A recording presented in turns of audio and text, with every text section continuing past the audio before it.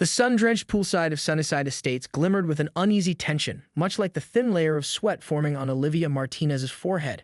Her fingers traced the edge of the certified letter, its crisp white envelope a stark contrast to her bronze skin. The words "violation notice" jumped out at her, a bold declaration of war from the homeowners association she had tolerated for far too long. Olivia wasn't just any resident. At 35, she was a forensic accountant with a razor-sharp mind and a reputation for uncovering truths that others preferred to keep hidden. Her sleek black bikini, the very garment that had apparently caused such moral outrage, was designer-made, purchased during a hard-earned vacation after solving a complex financial fraud case that had made national headlines. Inappropriate pool attire, the letter read, inconsistent with the community standards of Sunnyside Estates. She remembered the exact moment last weekend when Mr. Henderson, the HOA president, had approached her with his trademark combination of condescension and false politeness. His khaki shorts and polo shirt, the unofficial uniform of suburban authority, seemed to vibrate with indignation as he cleared his throat. "Miss Martinez," he had begun, his voice tight, "we've received complaints about your swimwear." Olivia had simply raised an eyebrow, her hand unconsciously touching the designer bikini. It was black, elegantly cut, and fit her athletic frame perfectly. She knew every stitch, every curve, and more importantly, she knew her rights. What Mr. Henderson and the rest of the HOA board didn't realize was that Olivia wasn't the type to back down. Her professional life had taught her that bullies, whether in corporate boardrooms or suburban community pools, often had something to hide. Growing up as the daughter of Mexican immigrants in a predominantly white suburban neighborhood, Olivia had learned early on how power dynamics worked. Her parents had instilled in her a core belief: knowledge was the ultimate weapon, and meticulous research could dismantle even the most entrenched systems of control.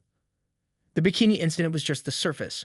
Something about the HOA's aggressive stance felt personal, calculated. Why would a community spend so much energy policing a resident's swimwear? What were they really afraid of? As she sat on her meticulously maintained patio, the letter still in hand, Olivia's mind began to connect dots.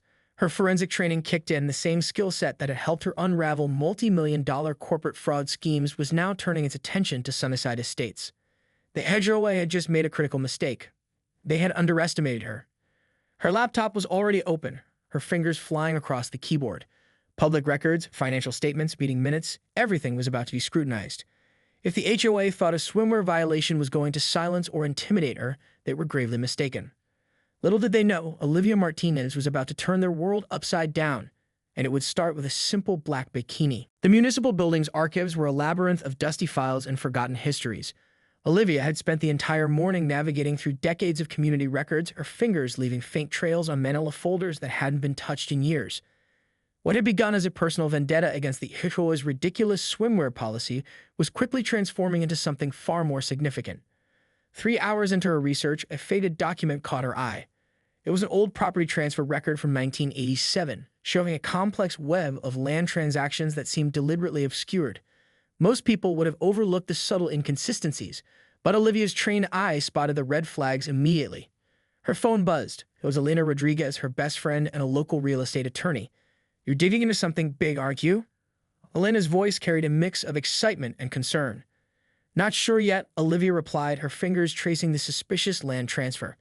"But something doesn't add up." The document revealed that Sunnyside Estates, supposedly a pristine community of middle-class homeowners, had been built on a land deal that was anything but straightforward. Multiple shell companies, interlocking ownership structures, and a series of transactions that seemed designed to obscure the original property owners. Olivia pulled out her laptop, cross-referencing the names with her forensic accounting database. Mr. Henderson, the same HOA president who had confronted her about her bikini, appeared multiple times in these documents, always at the periphery, never directly implicated, but always present. A pattern was emerging.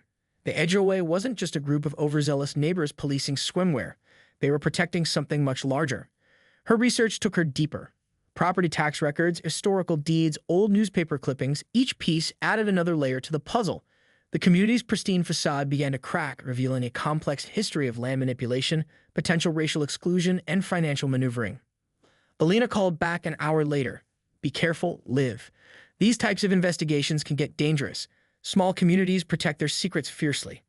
Olivia knew she was onto something significant. The bikini complaint was never about swimwear. It was a warning, a way to intimidate her, to keep her from looking too closely.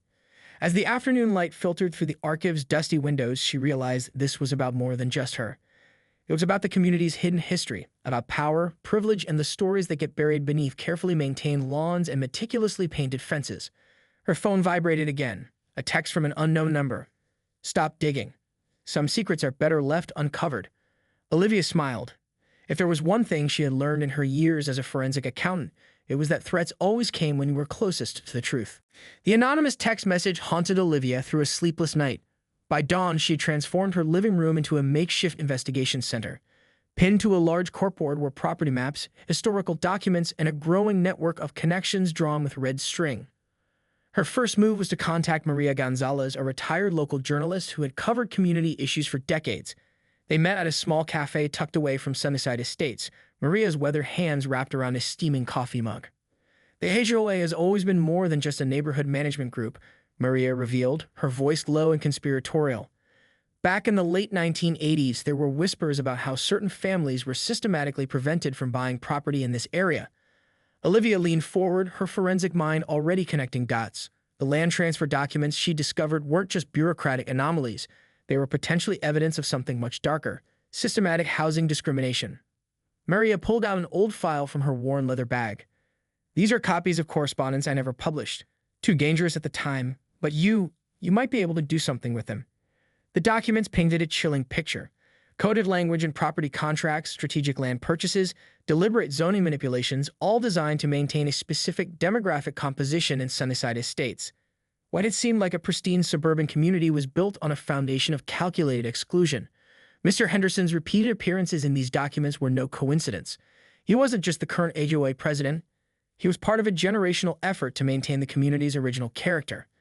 The Bikini incident suddenly made perfect sense. Olivia wasn't just a resident challenging a dress code. She was a threat to a carefully constructed system that had operated in the shadows for decades. As she reviewed the documents, a text came through from Alina. "Be careful. I heard rumors. Some of the families involved in these old land deals are still powerful and won't go down without a fight." Olivia understood the risk. Her forensic work had exposed corporate fraud before, but this was personal. This was about her community, her neighbors, the very fabric of suburban life that many took for granted. The anonymous threat from earlier took on a new meaning. It wasn't just a warning, it was an admission. Someone knew the truth was close to being exposed. Her phone rang. It was an unknown number. "Ms. Martinez," a gravelly voice spoke, "you're looking into things that don't concern you. Some history is best left buried." Olivia's grip tightened on her phone. "I'm just getting started," she responded, her voice steady and determined. The game had changed. What began as a dispute over a bikini was now a full-blown investigation into the hidden mechanics of power, privilege, and systematic exclusion. And Olivia Martinez was not about to back down. The courthouse basement felt like a tomb of forgotten memories. Olivia had spent the past week navigating through decades of sealed records, her persistence wearing down the reluctant county clerk who now watched her with a mix of admiration and concern.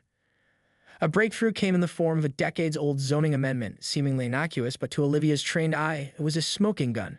The document revealed a complex scheme of land reallocation that had systematically prevented minority families from purchasing property in Sunnyside Estates. Her phone buzzed. It was a message from an unexpected source. Robert Thompson, a retired city planner who had worked in the area during the late 1980s. "Meet me at Oakwood Park, 7 p.m. Come alone." The park was eerily quiet when Olivia arrived. Robert sat on a bench, his weathered hands trembling slightly as he motioned her closer. "I've been waiting decades for someone to uncover the truth," he began, his voice barely above a whisper. The HOA wasn't just a neighborhood association. It was an elaborate system of economic segregation. Thompson revealed the intricate network of property developers, local politicians, and real estate agents who had meticulously crafted Sunnyside Estates as a controlled community. Restrictive covenants, subtle zoning laws, and strategic land purchases had created an invisible barrier that kept the neighborhood exclusive, a thinly veiled euphemism for racially homogeneous. "But why the bikini?" Olivia asked, connecting the dots. Robert's laugh was bitter. "You're an outsider. A Latina professional who doesn't fit their narrative. The swimwear complaint was just a convenient excuse to try and push you out. They're scared of what you represent: change, diversity, exposure." As if on cue, a black SUV slowly rolled past the park. Olivia caught a glimpse of Mr. Henderson in the passenger seat, his eyes locked on her with a mixture of fear and anger. The pieces were falling into place. The HOA's aggressive stance wasn't just about community standards, it was about maintaining a decades-long system of exclusion.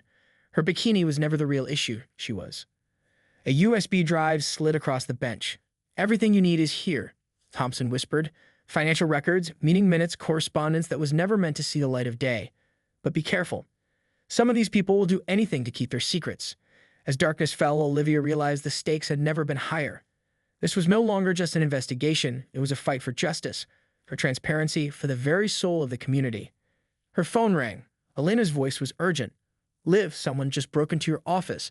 They're trying to stop you from going public. The war had begun, and Olivia Martinez was ready to fight. The forensic evidence was damning. Spread across Olivia's dining room table, the documents painted a clear picture of systematic discrimination that stretched back decades. The USB drive from Robert Thompson contained encrypted files that would blow the entire community's facade wide open. But the HOA wasn't going to let her expose their secrets without a fight. Elena arrived early the next morning, her legal briefcase stuffed with additional research.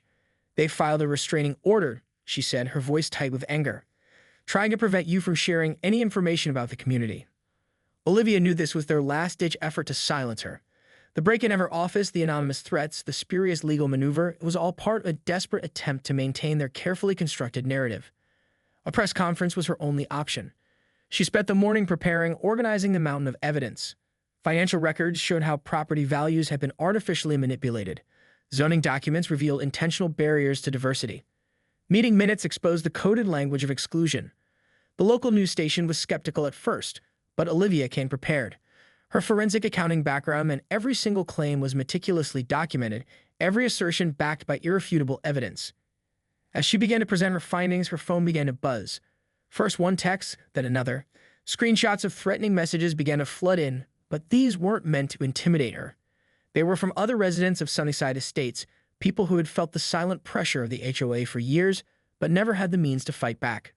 Mr. Henderson was there too, sitting in the back of the press conference room. His trademark khaki shorts and polo shirt looked suddenly warm, his confident demeanor crumbling under the weight of exposure.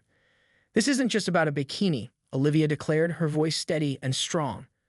This is about a systematic effort to control, to exclude, to maintain a false narrative of community that has hurt countless families for decades.